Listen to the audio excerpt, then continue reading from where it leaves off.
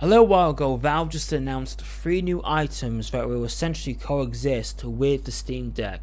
That being the Steam controller, the Steam VR headset, and the one that everybody's talking about is the Steam Machine, which essentially is a small PC but in a console housing slash format. This is crazy. Like, it could potentially be a game changer for a number of reasons, but you remember like how like Xbox is like subtly somewhat confirming this, like they're actually doing the exact same thing. They are doing it with their their ROG Ally thing, but it's like it's a handheld. But then Valve always suddenly like comes out and says like, hey, we're doing the exact same thing here. For my lack of investigation, they did try and do this years ago, but it ultimately failed due to, I don't know, whatever reason. But they never ended the project. They kept on going, trying to, still innovating, all that stuff. And this is supposedly the end result. So this Steam Machine is essentially a small black box, which everybody's saying it's basically like a, it looks like an Xbox Series X, like cut in half, which is understandable. And people are also calling it the Gabe Cube. It does have like a LED strip where you can, customize, and it does have like a front base plate, or whatever you call it, where you can take off and you can put something customizable on it. They did say that you can make your own with some files or whatever, instead of like buying one that's been already made, and that's kind of cool. It's a bit of a novelty slash gimmick, but if you're into that sort of thing, you want to customize your Gabe Cube, yeah, I mean, go right ahead. Everything else in terms of like what performance what this thing can do, like from what I've seen, it's not as powerful as per se with like, well, for example, like an Xbox Series X or even your high-end PC. When some people saw this, they were kind of a bit down. I mean, I was kind of like a bit like really? I mean, shouldn't you like have the highest specs if you're doing this sort of thing? If you're going to be a competitor in the console space, they did say that this Steam Machine can run every single game at 4K 60 frames per second. That's not entirely true, because there are some games out there that are very demanding of power and all that stuff. Some of them may not work as well, but obviously, like, because it being a PC, you can change the graphics to a optimal level so the game can run smooth. But the whole 4K 60 frames per second thing, I mean, and if it can do that for most games, that's fucking great. In this day and age, I mean, people are kind of sick and tired of like, like graphics are like, always important. Like PlayStation, released a PlayStation 5 Pro, and they want like 800, like £700 or £800 for it, just because like we made this one pixel more clear than the normal PS5. I mean, it's graphics aren't everything.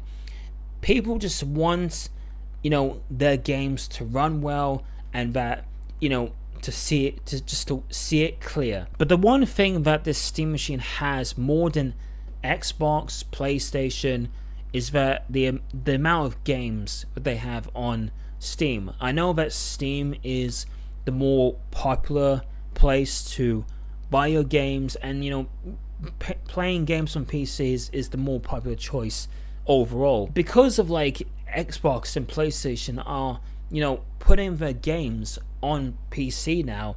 You kind of make yourself think like, what's the point in buying a new Xbox or buying a new PlayStation, where essentially that game that you wanted, that is but normally like owned by this company or whatever, but you can just play it on your Steam machine. Like, for example, I I felt very tempted to buy the new Wolverine game, which is only available for the PlayStation 5 and the PC for some odd reason. But that's another story for another time. But then, like, seeing this new Steam machine, I mean, I don't think there's a point of buying a PS5. I mean, there's a whole different factors in it. Well, for one, they didn't announce the pricing of this console or mini PC, whatever you want to call it, and also how will it fare. Like, I've already said that, like, it's not as powerful as like a high-end PC. Yeah, I mean, just a lot of factors that are a bit concerning. In terms of like the pricing, what it's asking for, my limit would probably be like close to £800. And I know that sounds very, very steep in this day and age. Yeah, I mean, this is kind of the way we're going with things. I mean, like, with Xbox, they, like, for some fucking odd reason, they keep on raising the prices of their consoles, even though that barely anybody's buying them. Same thing with PlayStation, but not as super egregious from what I've seen. And also, they just raised the price on Game Pass, well, the Game Pass Ultimate version, which I downgraded to Xbox Essential because I'm not paying £30 or whatever it costs just to, just to play like games where I'll probably never finish or whatever. I might as well just, buy the game within itself. But if the Steam machine is reasonably priced, like I'm talking like £600 or somewhere around that, then this could be somewhat of an instant purchase for some people out there. And also, if it does what it says it does. Now, in terms of like the Steam controller, to be honest, it looks quite ugly to me. What they basically did is that they took the Steam Deck controls and just put it on like a controller format, whatever, and yeah, it just doesn't really look good to me. I much prefer like the Xbox controller because it's just more convenient to me, and I've been using it the most for my entire gaming life, And one other thing that I forgot to mention, right? And this could be like a big win for me personally. So they did say in like the specs that there are two antennas, one that you can connect to with the Steam controller, and the other one that you can connect to, like if it's like Bluetooth or whatever, you can connect to like whatever device, right? If I can connect my Xbox controller to the Steam machine, that's just an instant win for me. Like, that would be absolutely fucking awesome. I know you can do that on PC because Windows, Microsoft, Xbox pretty much coexist, but if you can do the same thing with the Steam machine, and they did say that you can change like the format or whatever, because because the Steam machine at its default runs on Linux or whatever, but apparently you can change that or something. So by and large, I mean, if you can do all this now, they didn't really confirm that, but if you can do that sort of thing, that's fucking awesome, right? As for the Steam VR headset, I don't really have much to say about this. I'm not really into that sort of thing.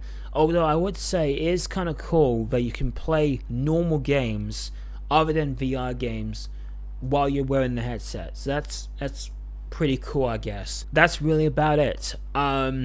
These 3 items are coming next year, which is absolutely crazy. But there are some concerns, but only time can tell. Like, what is the price? Will this thing be successful? Will it run well? All the above, right? I'm hoping there'll be a success, because PlayStation and Xbox have not really been favorable with the the normal consumer these days.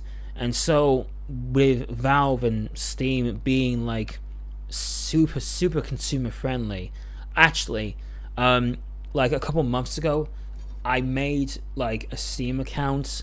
Like I've never done it. I never dabbled into Steam, but like given that, like with the whole current stuff that's been going on with, you know, in the console realm, um, now's the better time.